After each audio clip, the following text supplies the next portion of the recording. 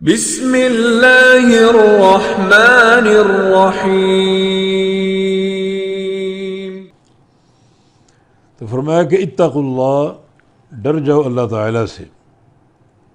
ڈرنا کیسے ہے؟ دو چیزوں کے ساتھ، بفعل ما امر و ترک ما نہا۔ جو اللہ نے حکم دیا ہے وہ انجام دے کر، اور جس جس چیز سے روکا اس سے باز آ کر۔ یعنی تقویٰ کا معنی انہی دو شرطوں کے ساتھ پورا ہوگا، فعل اوامر اور ترک نواہی۔ جو بھی اللہ تعالیٰ کے احکام ہیں، جیسے اقیموا الصلاۃ، آتوا الزکوٰۃ، کتب علیکم الصیام، انہیں انجام دینا، یہ فعل اوامر۔ اور ترک نواہی، جس چیز سے اللہ نے روکا، جیسے لا تقربوا الزنا، حرم علیکم المیتۃ والدم ولحم الخنزیر، تو ان سے رک جانا اور بعد آ جانا، یہ حقیقت تقویٰ ہے۔ اتقوا اللہ، اللہ سے ڈر جاؤ، فعل اوامر کے ساتھ اور ترک نواہی کے ساتھ۔ تقویٰ کا ایک معنی اور بھی ایک حدیث سے ماخوذ ہے، اور وہ ہے نبی علیہ السلام کی پوری طرح اطاعت کرنا۔ کیونکہ نبی علیہ السلام نے فرمایا تھا انی اتقاکم للہ، کہ میں سب سے بڑا متقی ہوں۔ اور یہ بات آپ نے کب کہی تھی؟ جب 3 صحابہ نے اپنے طور پہ ایک ایک عمل کا عزم کر لیا تھا،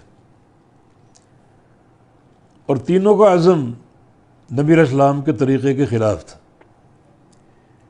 ایک نے زمانے بھر کے لیے نفلی روزے کی نیت کر لی، اور دوسرے نے زمانے بھر کے لیے ہر رات جاگنے کا پروگرام بنا لیا، اور تیسرے نے گھر بار چھوڑ کر مسجد کو بطور معتکف اختیار کرنے کا پروگرام بنایا۔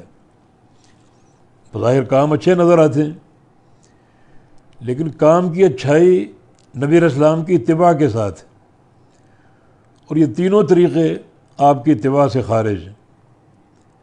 تو اس موقع پر آپ نے ان کو بلا کر فرمایا کہ انی اتقاکم للہ، کہ میں تم سب سے بڑا متقی ہوں، اور تم نے اگر متقی بننا ہے تو میری اتباع کر کے بننا ہے، میری نافرمانی کر کے نہیں۔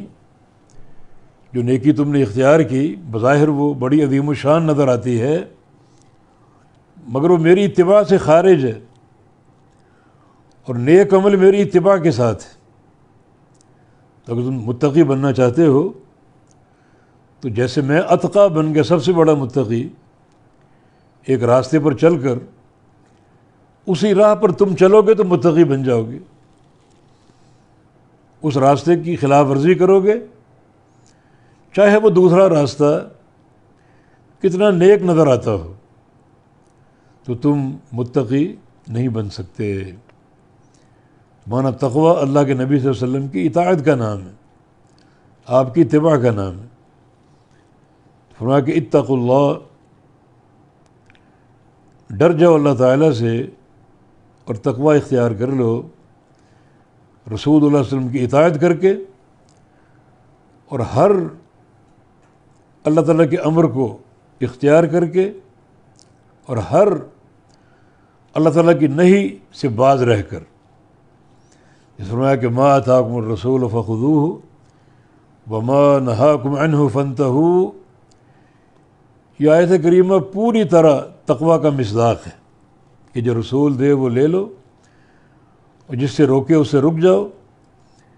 تو اس میں فعل اوامر بھی ہے، ترک نواہی بھی ہے، اور نبی علیہ السلام کی اطاعت بھی۔ تو آیت کریمہ پوری طرح تقویٰ کی تعبیر اور تفسیر ہے۔